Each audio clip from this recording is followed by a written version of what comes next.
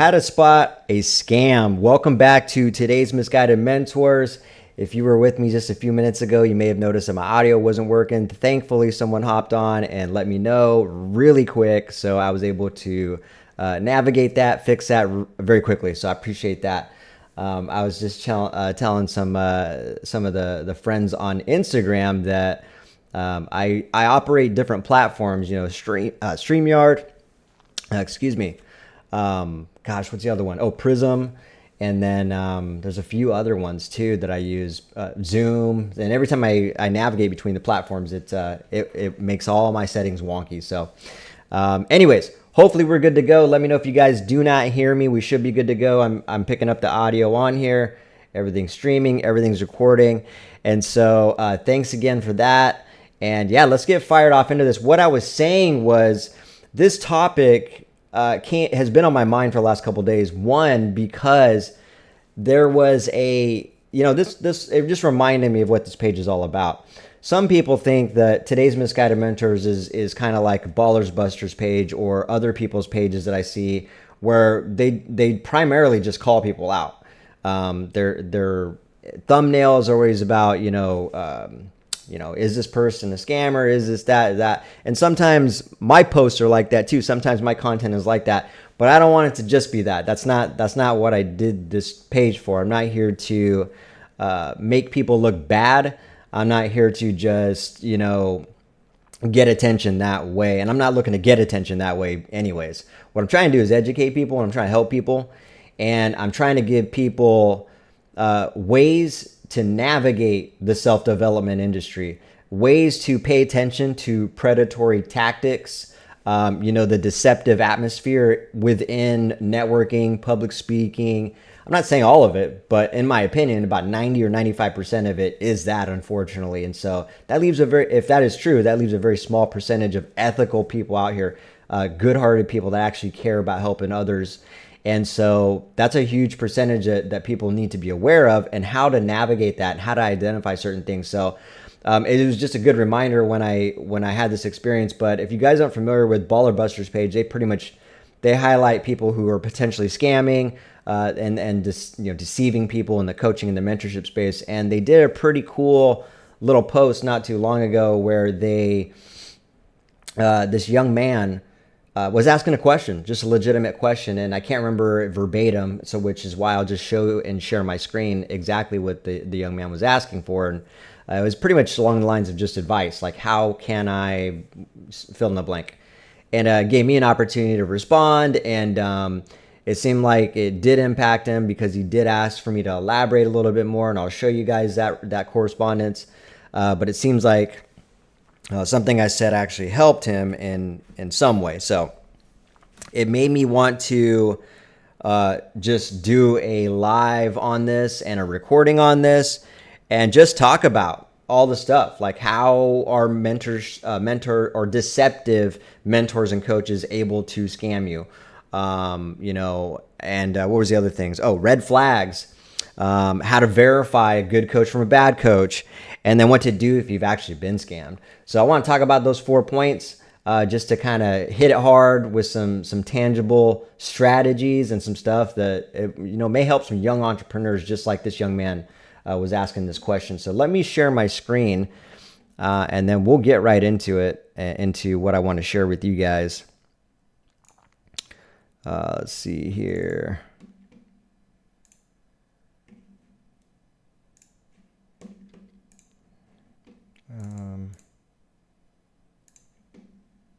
Oh, there we go. All right, so there we go. Okay, let's remove this and remove that. There we go. So let's watch this. I ended up doing a post out of it, actually. And so what I did was I screenshotted the kid's question and then my answer. So let's look at it really quick here. Oh, why isn't it showing this? Okay, I don't know why it disappeared. But I do want to make sure I highlight it. So let's do this.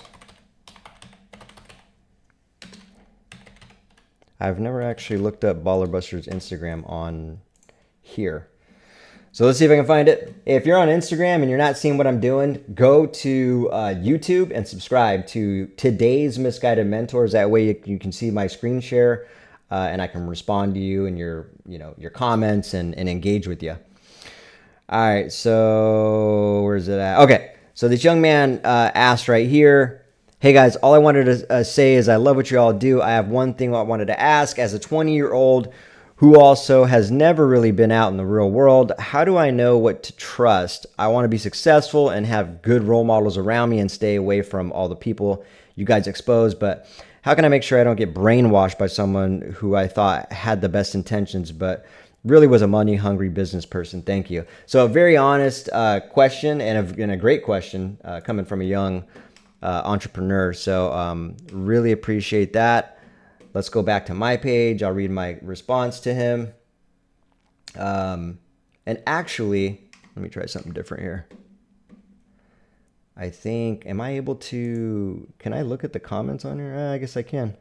Oh yeah, so got my comment right here, and then we can look at his replies. Cool. So I said, hey, I'm really happy to see a young, ambitious person genuinely asking for guidance on this matter. This is exactly why I created today's Misguided Mentors. First thing is that understand that everything you need is inside of you already. Once you know that, it makes it easier for you to navigate the self-development matrix. A good mentor will encourage you to think for yourself and discern for yourself. A misguided mentor will encourage you to seek them for the answers to success and to adopt their thought process. Pay close attention and make it easy for yourself to read people's energy. They're either givers or takers. Just because they have been successful at getting money doesn't mean they are automatically a good person. Don't glorify money, ego, sex, or self-pride.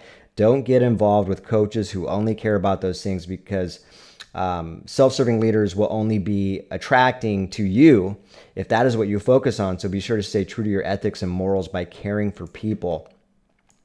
Focus on your intuition and conscience to do what is right. Sometimes it's hard to notice, but if you are aware of the deception, manipulation, interrogation, shaming, and harassing when you look for guidance in the self-help space, you will immediately see right through them and remain grounded.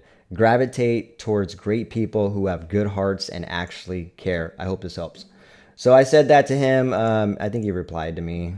He said, God, what did he say?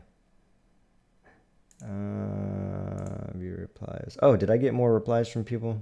How could I, he said,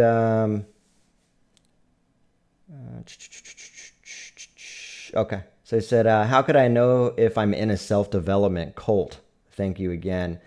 And then I said, great question. Well, the pressuring, the shaming, and harassing to you to make decisions, especially buying decisions, encouraging you to adopt the way they think, always referring to others as average while they create the narrative that you are going to be part of an elite group with them, and suggesting that there's always another level with them to reach your potential. So I realized there's so many answers to this question. So I was like, you know what, I'll just do a video on that, and then I'll just tell them, hey man, you should check this video out. So that is why I decided to, let's capture this. Okay.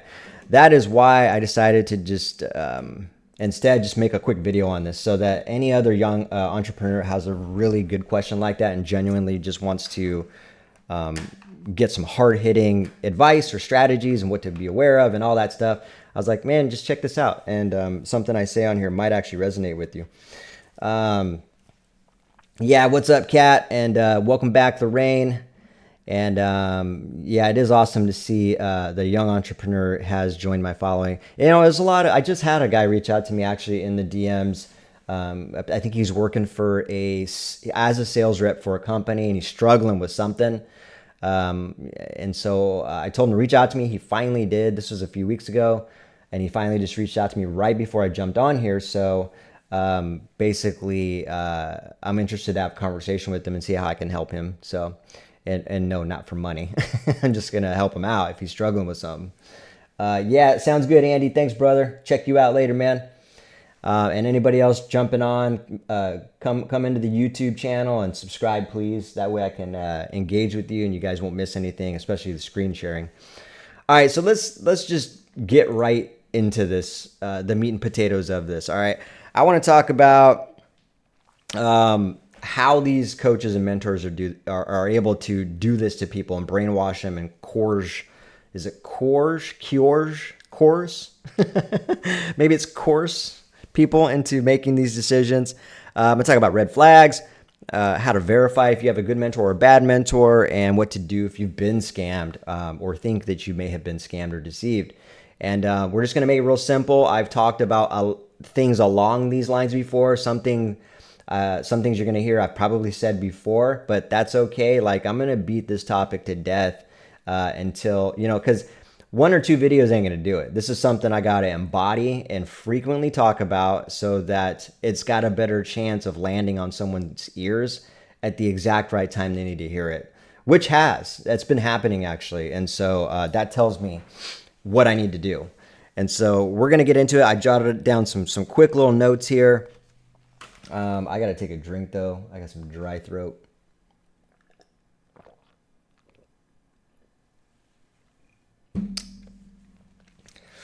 I've been podcasting quite a bit, even though this isn't a traditional podcast. Excuse me. There's a partnership I got where I podcast quite a bit all day. And I think I did 6 yesterday, 6 the day before. They're short. They're like, 20-minute podcasts, but still a lot. It's just back to back, and it's a lot of talking and preparation. So now my throat is starting to go out on me sometimes. So bear with me. All right, so how are these guys able to get into people's heads? Why? I mean, because this happens to the best of people, unfortunately. I've realized after my experience with me, and then also through that experience, seeing very intelligent people, very highly successful people also drinking the same Kool-Aid, I realized when I left, I was like, wow, they actually were brainwashed too. I was like, they were like, they're not above it, And so I realized looking back on that, I was like, wow, it can really happen to the best of people. And then myself, when I think about it, I consider myself to be very sharp, very intelligent. Maybe I didn't read energy the best before, but I certainly do now.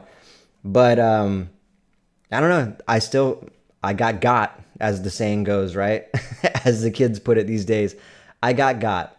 So it can happen to the best of people. And I want to talk about how, just a couple reasons why and how this happens. So they get into your head. Let's put it that way. First, they get into your head. This is very cult related. This is how cults work. Self-development cults are a very real thing. And so a lot of people, I think what's going on is some people, the majority of people find it hard to believe and wrap their head around the fact that a self-development group, like let's say the 10X organization or the Elliott group or, whatever, Tony Robbins, his employee staff and his organizations, people find it hard to believe that those are actually cults. When people think of cults, they think Scientology, they think Nexium, they think, what was that documentary? The Rajneesh, right? I can't remember the name of that cult, but they think about cults, like traditional cults where people, end up doing like a mass suicide ritual or something like that. Yeah, those are cults, but that doesn't mean that's the only type of cults. And so I've noticed that a lot of cults are also self-development cults. Matter of fact, a lot of cults usually implement the self-development and the self-help aspect into the cult itself and the teachings, which makes it very easy for self-help gurus and coaches and mentors and coaching business, how to scale your business, how to make more money, all that. It makes it very easy for them to implement self-help help strategies, the same exact self-help strategies that are applied in cults. And what is crazy is this is very relative on how they're able to get you. The reason they're able to do that is because some of it is actually good information, and they're using good for bad. They're using the good information to get in your head and reel you in and hook you. Once you get closer, is when you start seeing the true colors and you see the agenda, the real agenda. All right. And it's not what you thought it was before, now that you're actually in it. And so they like to lead, I noticed, at least the deceptive cults like to lead with good information, right? When I think about this myself, actually, and how I got into the self-development cult, ironically, I have this book right here sitting here. This is the book that got me into Grant Cardone's proximity and got me to ultimately become a 10X business coach for his organization and spend, almost $250,000 on all these courses and traveling to get there and all this stuff. It happened from a book. This was the first thing that I ever read. How crazy is that a book, it started with a book, and Grant got into my head through a book. It's quite fascinating, actually, how that happened. I can literally map out the entire trajectory of that, and that's scary when you think about it. Not even just for myself, but how that happens to other people. And a lot of the things, I realize, again, answering the question of like, how are they able to do that? Well, one of the ways he was able to do it for me was because he had fake vulnerability. And so I want to bring that point up. Fake vulnerability is a very real thing. What do I mean by that? That means people these gurus like to tell these very vulnerable stories to get you to drop your guard. And you realize they're only doing that just to serve their agenda. Like they need you to drop your guard. And a way for them to achieve that is for them to hit you with some touchy-feely type stories, maybe, to make you feel like you connect with them. It's so funny. I was just talking to Lorraine actually in the messages about this, talking about storytelling and connecting with people. Again, another example of how something that could be used for good and should be is used for bad. And I noticed people do this. I noticed these today's Misguided Mentors do this. They basically use the fake vulnerability and tell you a real heartfelt story to get you to drop your guard and get you to relate to them. And it makes it super easy for them to try to pitch you and pressure you and coerce you into doing something you don't want to do. And Grant's story was his dad died when he was 10. Now, although my dad didn't die when I was 10, he split when I was 3. So I never knew my dad really. And so he was almost like he did die. But that connected with me. Grant was on drugs. I had drug problems at a time in my life as well. A lot of the struggles Grant talked about, I related to. And that got me to want to get closer to him, learn more about him. And ultimately what happened was I started idolizing the guy, which is very, very unhealthy. Very, very, you should never idolize somebody. You should never glorify somebody, put them on a pedestal. And that's what I did, And so, he was a perceived successful guy. And I always say this, matter of fact, I said it in the post that I said to the guy, to that young man, just because someone has made a lot of money and they've been successful doesn't mean they've done it in a good way. Doesn't mean they've acquired it ethically, And so I think that's important to note. But yeah, the fake vulnerability, books, careful what you're reading. And when you're reading, make sure books are, it's crazy because again, to the point of how are they able to do that? A book goes right to your brain. This is a one-way highway straight into your mentality. And so if you're seeking something outside of yourself, you want answers, you want success, you want this, and you start reading a book, got to be careful what you're reading and what you're retaining. And like Kat was saying, I believe, you got to discern for yourself. You were saying due diligence is key. To Kat's point, due diligence is key when you're reading as well. Like make sure you don't just start planting these seeds in your head without, making sure the seeds are not toxic, if you will, because it'll just grow. And next thing you know, you got a forest, and Next thing you know, you're not thinking for yourself. You literally just adopted someone's mindset, just like I did, and like a lot of other people are doing. A lot of people have a hard time admitting that, and we'll talk about that here in a little bit. Let me catch up with you guys here, though. Kat, you were saying also a good way to find out people or businesses is to look at the reviews, but filter the lowest first. 100%, and that's a good point. We'll bring that up. I'll make a note when we get to the how to verify section. In detail, usually those are very honest. And you're right. And then you said due diligence is key. Look into who you're following and not just off their social media. Google person's name and add scam. If there's information there, it could be the truth about them. 100%. And that's a very important message too. Actually, I don't have to. It's funny. I think people know this, but I feel like I still have to tell it to people because it's easy to get caught up in that world.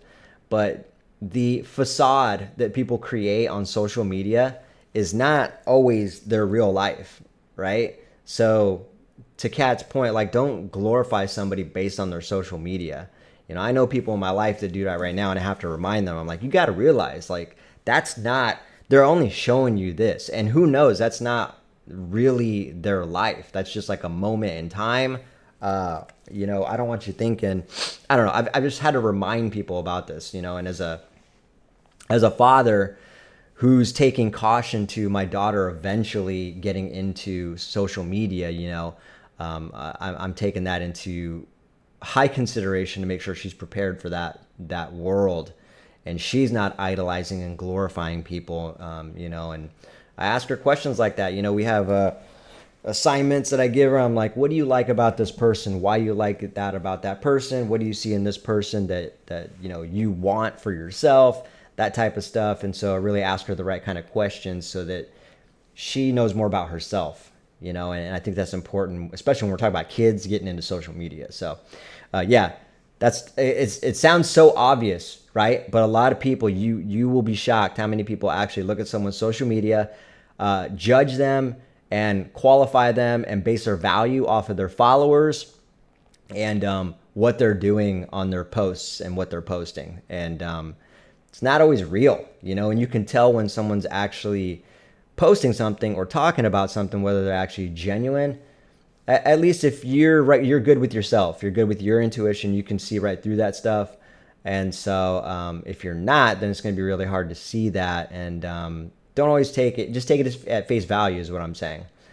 But anyways, what's up, Instagram? Just a reminder, please jump onto the YouTube channel so you can get a better view and correspond with me in there and see my screen share and all that good stuff. It's called Today's Misguided Mentors. Hit the subscribe button. Really appreciate that, especially as I start doing YouTube interviews. It's going to be only on YouTube. You won't be able to see it on Instagram. So just a heads up. All right. So the next thing, no, actually, I wasn't even done with that. That was just the first thing. All right. So they get into your head, right? One of the books I was telling you about was 10X, or that was my experience. One of the ways is through a book, like the 10X book got in my head. Next thing you know, Grant's thoughts got in my head. Again, this sounds like stuff that's not achievable, but I think when you look at the history of cults, right? It's very easy. It actually is really crazy for me to even believe and look back now that like I was in a cult and someone actually got inside of my head. Someone convinced me to think like them, exactly like them. And God, it's just crazy to think about. And now I know it's a very real thing. So a lot of the people, you know, there's a good chance that people are like, oh yeah, no one's going to get inside my head. No one's going to brainwash me. No one's going to manipulate me. Usually the person that says that is the most vulnerable actually, because they think they're above it. And sometimes the person saying that is probably in some type of cult and they don't even know it. And I've made that point several times. Most people don't know what they're in a cult while they're in it.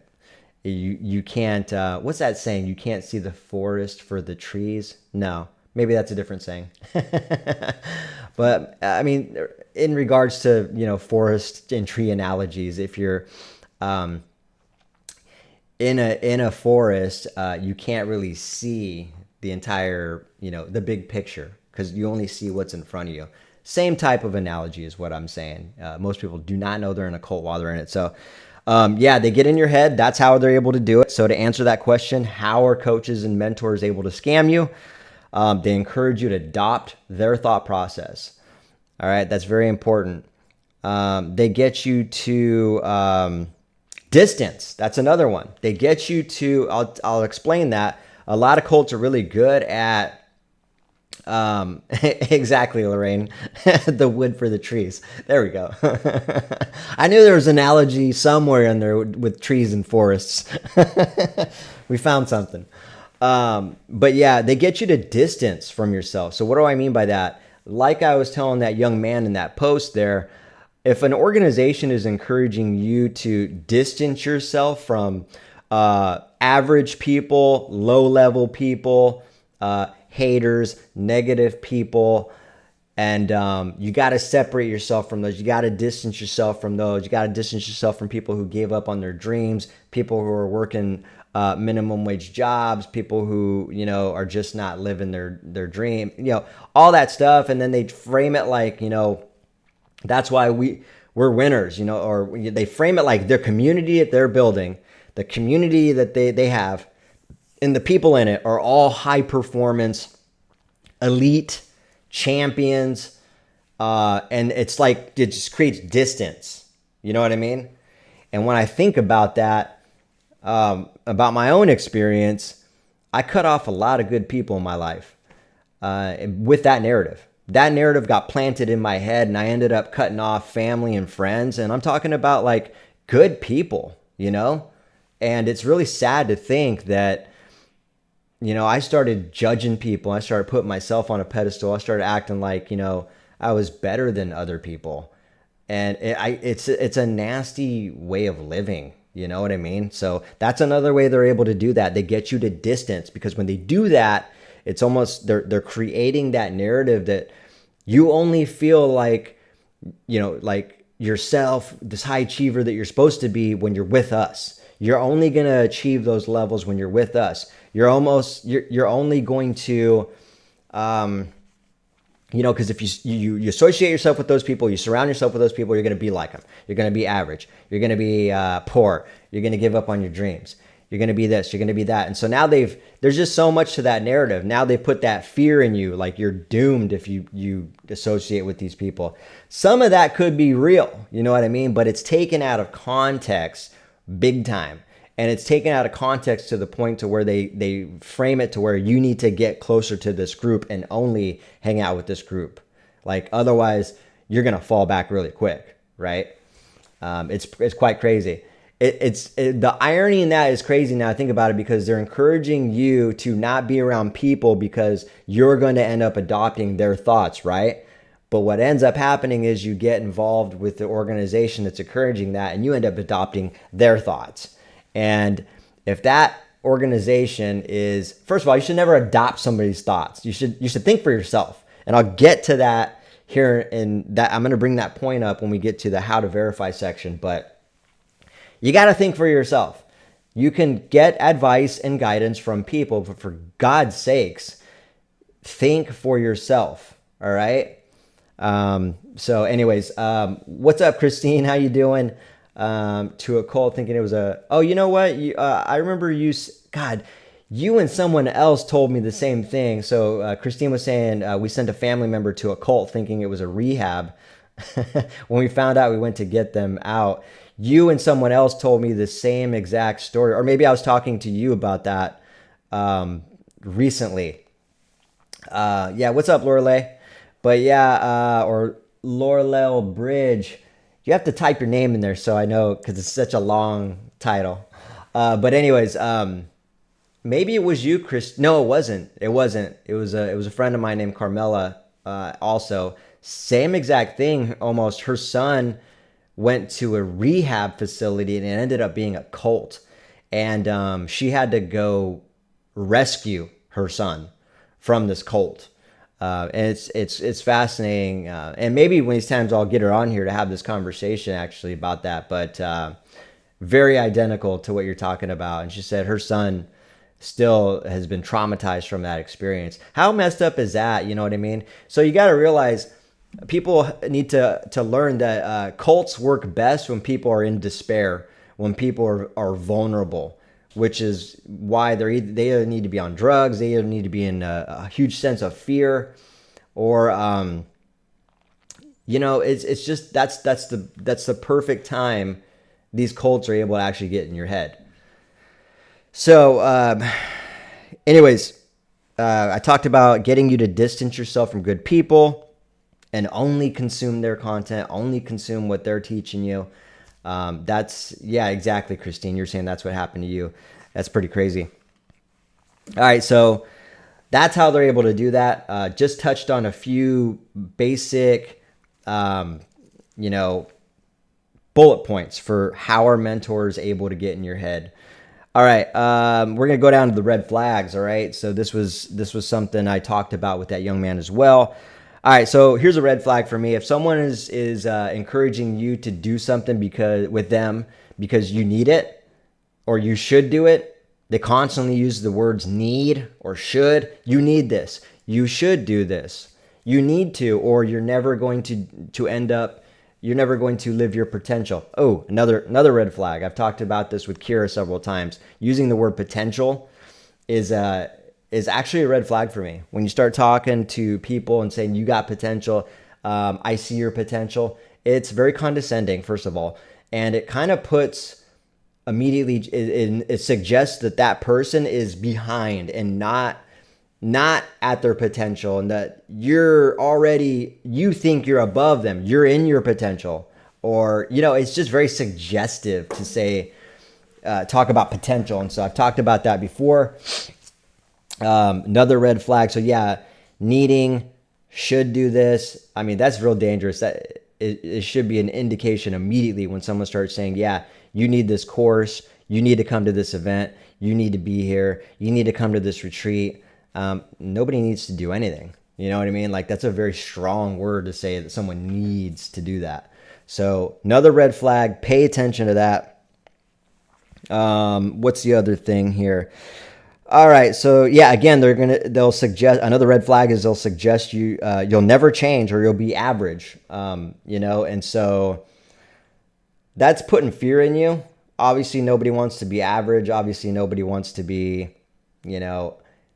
around people who aren't living their dream. Nobody wants to think about this doom, this impending doom, this average life, this unfulfilled feeling. And so they're suggesting that if you don't do this, you don't come with us, you don't get closer to us, you don't spend money with us, you're going to be average. You're not going to be successful. You're always going to hang out with losers. You're going to be a loser. You're going to think like them. You're going to live like them. And it just puts, the whole narrative is just very, very manipulative. So another red flag, pay attention. All right. I don't know if I said this already, but I'm going to repeat it again. It's always worth saying this several times. When they suggest for you to seek them for success, they suggest you to seek them for the answers. Again, it's the opposite of encouraging somebody to think for themselves. Huge red flag. One of the most basic red flags, one of the most basic ways, which is going to tie right into the how to verify as well. But that's one way you can tell if someone is a misguided mentor. Excuse me. They're either going to suggest you seek them for success, or you think for yourself, and that it's a very, very clear way to find that out really quick. Another red flag, again, a lot of these are tying into each other. So I talked about the fake vulnerability, and I think I hammered that topic pretty well. So yeah, careful with the fake vulnerability. It is a way for them to get you to drop your guard. Once you drop your guard, they can literally prey on that vulnerability. And I want you guys to be careful. If you're a young entrepreneur and you hear me talking about this, pay attention to that, because that's classic cult-like tactics. Classic. And then the high pressure to particularly pay, right? I talked about this before, but trying to convince somebody to do something is a very low energy. It's a low level of operating. Trying to really, really try to get somebody to do something that they're not comfortable with is a red flag. You know, that's very, very pressure based brainwashing. So huge red flag. All right. If no one's giving you, if like, especially in sales and business, if they're trying to sell you something and you're like, nah, I want to think about it, or I'm not sure if I want it. And then they're trying to pressure you and they're trying to say all that other stuff I mentioned, like, oh, well, if you don't do this, you're going to be average. Oh, if you're going to do that, that's just pressure. It's manipulation. It's deception. It's interrogating. It's harassing. And I want people to pay attention to that as a red flag. It's one of the easiest red flags to spot too. It's like, man, why how would you navigate that? That would be something I should probably say. Like if you're a young entrepreneur and someone tries selling you something and you say no, or you got to think about it, and they try pressuring you, what's the best way to handle that? Throw it back at them. Be like, why are you pressuring me? And have them think about it themselves, because either more times than not, they learn that. They don't even know why they're pressuring you. They're pressuring you because that's what they were taught on how to treat people in sales and business. This is why salespeople get like a bad reputation. And it's not sales reps that's bad. It's not sales that's bad. It's what has been taught. It's the deception that's been taught in the organization by 90+% of people out here. And so unfortunately, it seems like, when there's a high percentage like that, everybody automatically assumes, which, they should be worried about that. And they have a right to assume that, because it's a high percentage, that it's all scammy. It's all high pressure. There's a reason why nobody likes high pressure. Nobody likes that. All right. Especially in sales, because it's deceptive. It's basic energy. It's basic stuff. So a very easy red flag to notice. So pay attention to that. Kat, you were saying you're sending me some screenshots through text between you and Christine. You both got these numbers, even though we are in different time zones. Very cool. Make sure you look at it, because they're both here in live stream. Very, very cool. I like that. All right, we're going to move on to the next section. Reminder, guys, if you have not, jump on today's Misguided Mentors YouTube channel. Would love to get your engagement on there, get you in the conversation. Let's see here. How to verify. That's the next phase here. My throat is so dry, guys. I've been talking all day. This is crazy.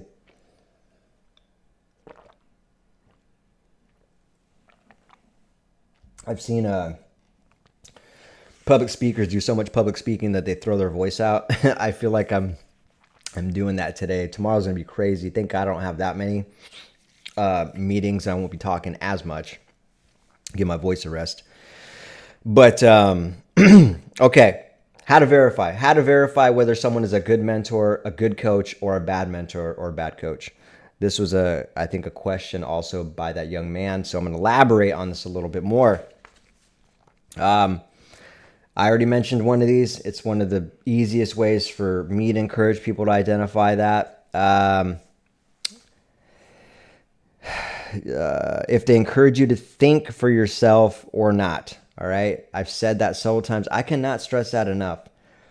I don't hear a lot of coaches out here encouraging others to just think for themselves.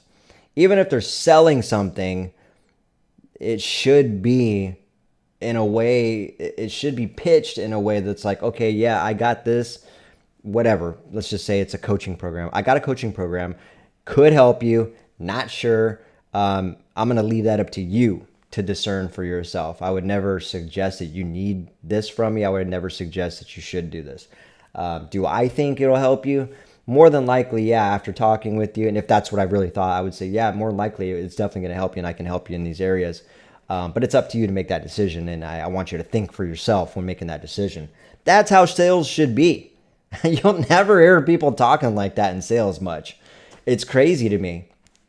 Everybody's like scared to lose the sale. Everybody's scared they're so focused on money, that they never get, You know how good that feels when and how good it feels for everybody when you treat them like that and you respond to them like that in sales and they do actually make the decision to move forward with you. No pressure. It was something they wanted. They felt good about it. That's a good feeling, and it makes your job way more pleasant. You can, and if you're truly passionate about helping people in that way, it makes it much more. I don't know. It makes it more enjoyable, and it makes it a great experience for the person who has chosen to make that decision to spend money with you and trust you. It's just an all-around good experience. Instead, it's pressure. And most times people that get pressured have a shitty experience. And the ones that don't have, I'll get to that later. Ones that have a shitty experience, they don't like talking about it too much. But I'll bring that up here in the last section. But yeah, Lorraine, you were asking, do I know what was going on for me in my life at the time to be taken by the whole GC affair? Was I searching for something at a low? I got you. Was I searching for something? Was I at a low? That's a very good question, and I'll tell you what was going on. So I was in my second year of my own construction business. It was during the pandemic. It was 2020. I was doing very good, and I actually someone referred the book to me. My nephew referred the 10X book to me, and I read it. And some of the things that he said, one of these times I'm going to actually break this book down. I'm scared to even fucking look in this thing. That's crazy, huh? I'm scared to even look into this thing because it brings back bad memories. That's crazy, man. Oh shit, that's traumatic just looking at the book. So, and I haven't opened that book since 2020. We're talking 5 years ago now. How crazy is that? And I even had, well, no, I take that back. I did read some quotes a few years back, but I never actually read the book since then. But I think what I'll do one of these times is break down some. I'm gonna skim through the book and highlight the deception in the book. Actually, that would be a really good. That would be a good breakdown and analysis of that, and a way to kind of show the red light, green light perspective of what's actually in the book and what it's intended to do. But anyways, to answer your question, Lorraine, I was doing really good. I was in my second year in business, and I started listening to Grant speak because I had the audiobook. I had the real book, but then I got the audiobook, started listening to it. And the things he was saying suggested to me things that were going on in my life that I didn't even know. Let me explain that. I would hear him say stuff like, you're not living your potential. You're operating at low levels. You're not where you are in your life because of this. Like, you know, when he was saying that, it was almost like I was asking myself that or coming to a realization to myself, like I'm not. It was almost like I was talking myself. He was talking me into that, into buying what he was selling through the book. And I was talking myself into believing it, I guess, because I thought he was successful. So I was like, you know, like when he would say like, oh, you're operating at low levels, I'd just be like thinking to myself in my head, I am? And I really wasn't. I was like, I mean, matter of fact, COVID was our best year, you know? And it's not a, you know, we sold like several $1 million worth of jobs, you know? So I was able to scale the company, and I was going to do it with or without Grant. As a matter of fact, my company did worse once I started applying his tactics, and especially sales tactics. The sales didn't feel good, just like I was describing a minute ago. I would pressure people into making decisions. These are big decisions too. Like this stuff we're selling was like full-on sunrooms and high-end outdoor living improvements that can range anywhere from $10,000 to $100,000. So to ask somebody to make decisions very quickly and drop 50K, it's kind of crazy to think that I was brainwashed to think that's how I should treat people. And anyways, Grant just got in my head. I really, COVID played a part of that. You know, COVID made the entire economy, especially business owners like myself, have uncertainty, have doubt, a little bit of fear. We didn't know what was going on. My job involved me going into people's homes and pitching a product and a service, and I wasn't able to do that. So, and even through that, I decided to just keep running ads and keep doing good. And I did. I powered through it, and I did a great job, and I got through it. I'd be doing walkthrough videos on the job sites with my phone, and they still, I would get heat from the community, because they would tell me, oh, it's companies like you that are keeping the pandemic going. And so, anyways. To answer your question, that's kind of a long way of answering it. I wasn't searching for something. It was the seeds that were planted in my head. And then all of a sudden, I realized maybe I'm not living my potential. I realized, oh, success, he's got this saying, success is your duty. And I was thinking, you're not being successful right now or something like that. And so I was just thinking like, wow, I'm really living really low. I'm operating at low levels. I'm really aiming low. I'm not taking 10x action. So it was just a brainwash that was going on. I wasn't really searching for anything. I was just so focused on growing the company. And then he got me to focus and search. He got in my head and did a good job at creating this searching aspect of it for me to search for the answers of what I needed next, I guess. Like, it's like, oh, okay, maybe you're helping me realize something that I wasn't even aware of. Okay, cool. Teach me.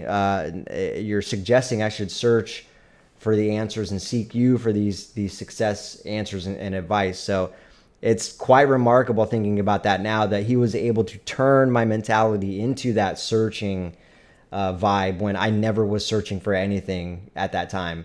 Wasn't at a low.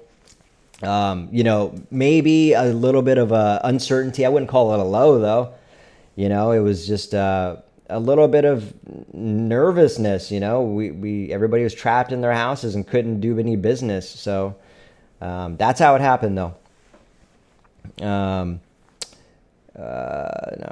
Spirit. Oh, what's up, Kat? Oh yeah. You wanted me to share that now? Oh, I gotcha. I can't because my phone is actually being streamed live right now too. Otherwise, I'd totally do that. So I didn't know that's what you meant. Can't look at my phone, unfortunately. I'm using it for a recording as well on Instagram. So sorry about that. But anyways, so back to how to verify whether a good person is a good mentor or a bad mentor. And then, 100%, Lorraine, I have no shame in explaining that like that. It's actually important for me to own that and acknowledge that, because also when I explain this, I want people to understand that, like, I don't really absolve myself of all the accountability. Like, I made the choices. However, that doesn't mean just because I hold myself accountable or I made these choices that the other person didn't have a part to play. It doesn't mean that they actually didn't do what I think they were doing. Sure, I was accountable. I'm accountable for a lot of different things in that I gave him my money. But also, to be quite truthful and honest, I was just straight up brainwashed. So there's no shame in that for me. It doesn't mean I'm not accountable. A lot of people try to suggest that, oh, you can't take accountability and then act like someone else is accountable too. Sure you can. You can have the conversation about how both people contributed to it and both people have a level of accountability in the entire experience. 100%. So that's what's going on here. But yeah, it does demonstrate, you were saying, Lorraine, it demonstrates to others how this can happen when you're doing well and no one is immune. Yeah, absolutely. It's quite remarkable how, I was doing well and it kind of brought me down, terrible. Okay, so another way to verify is if they have they have a big claim and they don't deliver. So if they have a big claim and they don't deliver on the claim, that's a obvious way to verify. You know what I mean? Do not give them a second chance. Have them make it right. Because a lot of times, I would suggest start small. Let's see. Yeah, I wrote that down. So another way to verify is start small. Do not spend not even a couple $100s, you know, certainly not 5,000, 10,000, 20,000 on something. You know, when I first went to the very first 10x growth conference to Grants, I think I think I spent 5K. Maybe they were giving me a deal for like 3K on the ticket. So I spent either 5K or 3K to get in the room. And then when I got in the room, I got pitched a product, which is the 10X business coaching partnership for $25,000 on top of $1,000 annual fee.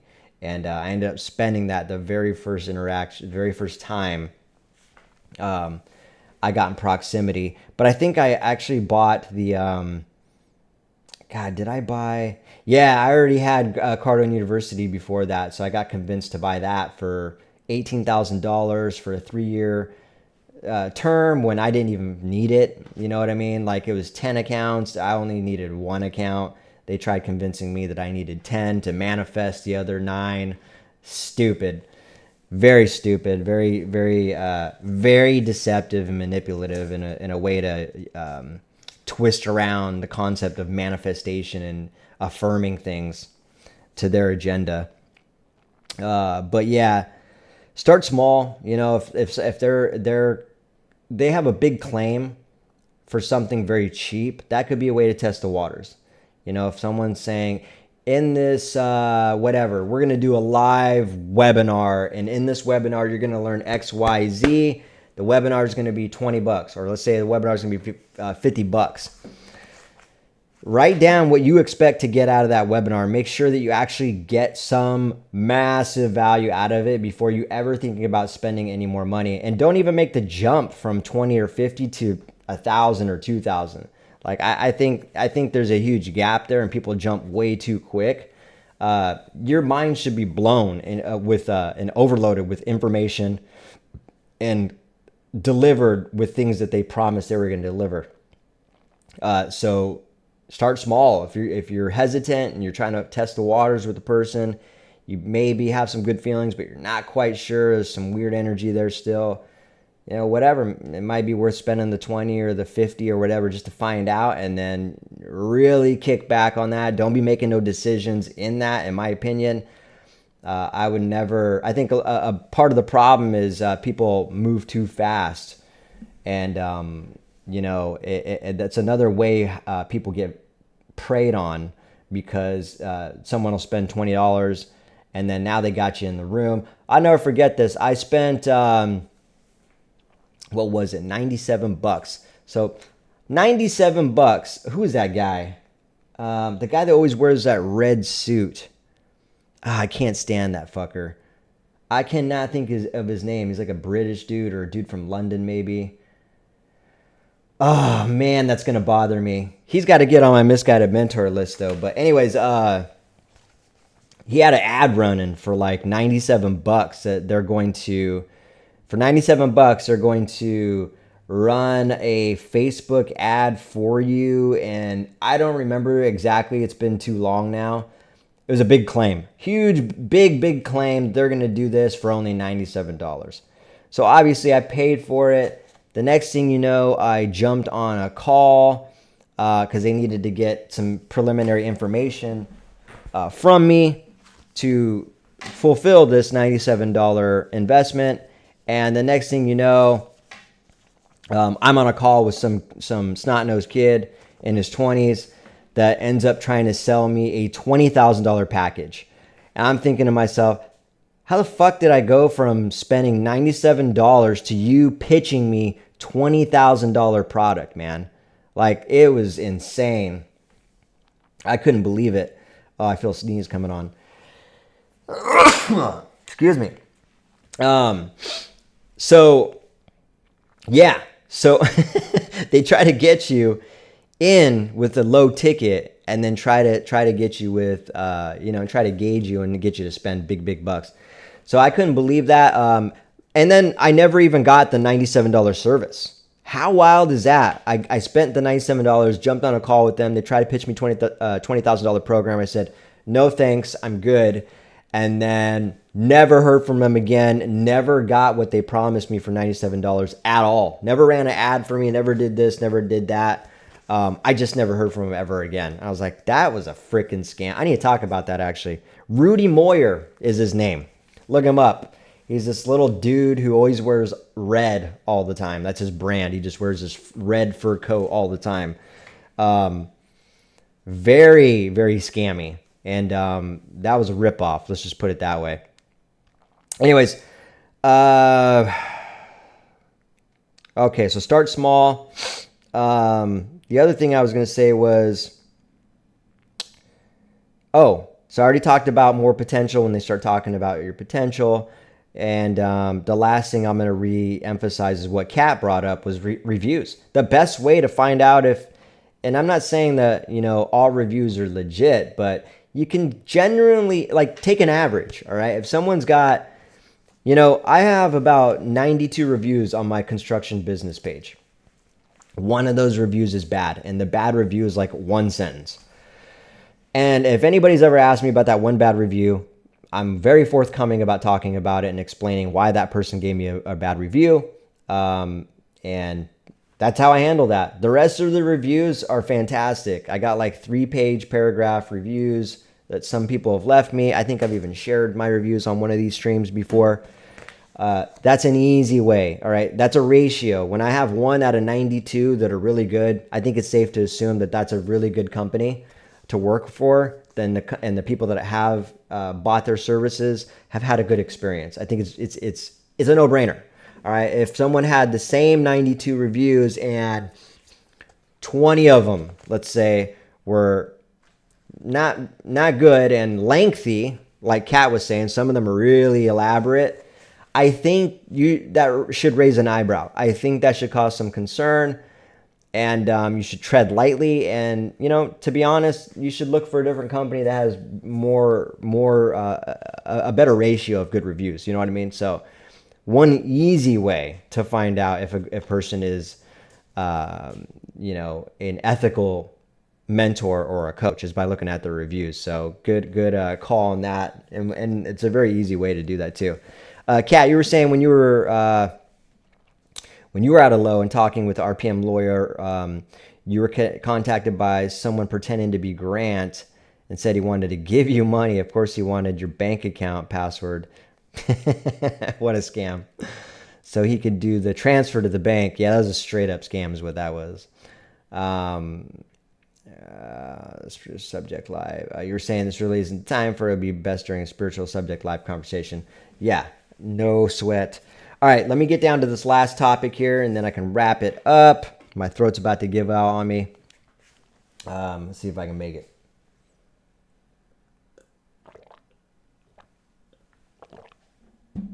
All right. What to do if you have been scammed? So this is a great question. I don't think this question gets asked enough, to be honest. What do you do if you have been scammed, or if you feel like you've been manipulated and didn't get what you were promised, and any of those things? Well, one thing you could do is talk about it. All right. I know it's not the easiest thing for people to do, but you can expose it.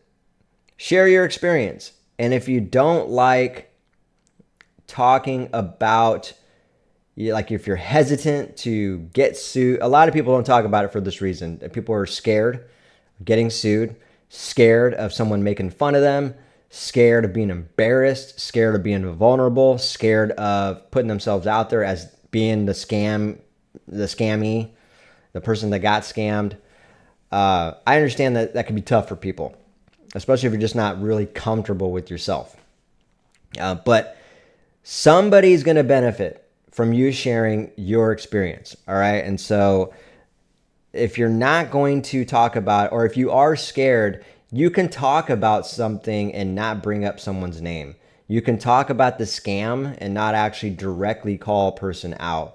There are ways to talk about your bad experience. There are ways to talk about scammers and your personal interaction with someone who promised you something and really just ripped you off. All right. And I think it's important to encourage people to talk about that. Matter of fact, if you would like to talk about that, I am racking up a growing list for people who are going to have conversations with me when I convert this page into a basically a interactive podcast where I'm gonna have conversations with people. And I'd love to hear your story. And again, if you're a person that doesn't want to necessarily talk about a specific person, that's fine. We'll figure out a way for you to not have to do that. But it's important for you to try to bring yourself to be able to talk about it and get to a place, get a comfortable place within yourself to be able to share that, because you could actually help somebody just by sharing that. The more people don't share, the longer this goes on, the less awareness it's being brought up. All right. So people need to get beyond their embarrassment. They need to get beyond, some people just don't want to talk about it because it just brings up bad memories. They just want to forget it and move on and brush it under the rug. I don't suggest that either. I understand for some people it could be traumatic. It could be an experience you don't want to relive in your head. But gosh, try to think about that. And if you like helping people, understand that just talking about it could help somebody. Just talking about it. So that's super easy. And if you like helping people, then I would encourage you to talk about it. So yeah, what to do if you've been scammed? Expose it. Talk about it. All right. Try not to be embarrassed about it. There's people that this has happened to. It's happened to really good people. It's happened to smart people. You have nothing to be embarrassed about. You have nothing to be ashamed of. And quite frankly, you have nothing to be scared of. These people ain't going to sue you, in my opinion. But if you're scared of being sued and you don't want to do it for that reason, then don't talk about them personally by name. You could still talk about your experience. All right.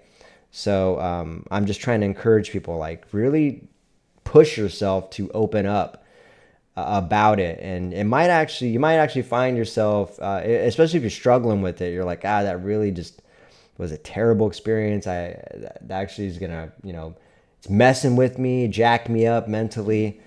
Talking about it and being able to actually share your story and being able to help somebody with your story might actually help you through your process. I don't know. But that could be something to consider as well. The other thing is, that's actually it. That was the last thing I just realized. So yeah, the last note I had was to be vulnerable, but I've been talking about that several times already. So being vulnerable is that's like the hack, the secret, the way to the space to get in, because not vulnerable, excuse me, being what's the word I'm looking for? I guess confident, just not caring what people think about you and more focused about helping people. If you can combine those two, what did I say the other day? I said, I don't care what people think about me, but I care about people. And I feel like that's such a healthy combination. If you can bring yourself to that point, you'll be able to talk about, and you've been scammed, you'll be able to talk about that experience a lot easier, because you realize, like, oh, wow, I have nothing to be ashamed of. I have nothing to be embarrassed about. And on top of that, if you like helping people, you'd be like, yeah, I'm just going to share it because I could actually help somebody. And so I think in doing that, you're going to find out that it's the right thing to do, more specifically. You know what I mean? But again, I'm also not shaming people that don't want to talk about their scam experience. You know what I mean? I understand that's a tough thing for some people. So if that's just not the path you want to take, then and you've thought about it at least, and you're like, I just can't bring myself to do that, I just really want to let it go, then that's your thing, and I know it's not for everybody. So I'm going to jump off here. Kat, you were saying Grant sent an email for live training. You decided to join, see if you could make an impact in the comments, and you got an email saying you got a free general admission ticket to GrowthCon. That's pretty funny. That's pretty funny. Is it let me know give me the details on that actually, and let me know if it's a virtual ticket or a live ticket. But anyways, guys, my throat is killing me. I can't even talk anymore. My throat is so scratchy. I feel like I got to sneeze every second. So I'm going to jump off here. I really hope this live helped somebody, especially because this was for this was meant for young entrepreneurs and young people in the space, people that want to, figure out ways to navigate the self-development space to the best of their ability and not get scammed. All right. So I hope someone could take a peek at this live and get some value out of that. before they go into something, and or if they're looking into something, they're looking into a program. I hope this helps someone in that aspect as well. So, anyways, hopefully you guys. Oh, okay, you needed to pay $100. All right, I see. So it wasn't free. Anyways, good seeing you guys on here. I'm gonna hop off, and you guys have a good rest of your evening, and I will catch you guys next time on today's Misguided Mentors. All right, take care.